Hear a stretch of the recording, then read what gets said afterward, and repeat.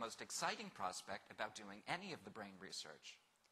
Almost all of the research we do is about, of course, preventing recidivism, which makes perfect sense. Once we know who once an offender is apprehended, incarcerated, released, and then is ready for rehabilitation and reintegration into the community, we need to know how well that works.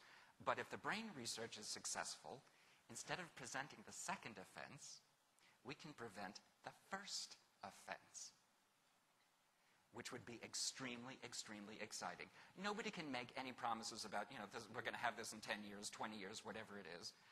But there are only 3 teams in the world doing this. When I need, and people keep wondering, oh, you need more grant money. No, I need more competitors. There need to be other scientists and other labs looking at this in other different ways. We need to be training more students for it. Now, the comparison I often like to make is the largest of the brain studies, the one that my group did, again, cost the same amount of money as one person in prison. This is cheap and has probably the greatest potential for making the greatest effect, not by preventing reoffending, but by preventing offending. So I just wanted to close on one of my favorite quotes, and I just tripped over it recently.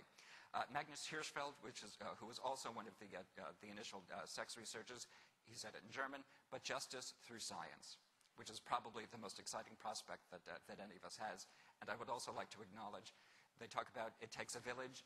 Brain research takes a village. Neurologists, psychologists, statisticians, neuroscience people, sexologists. No one person will ever have the expertise to do these kinds of studies.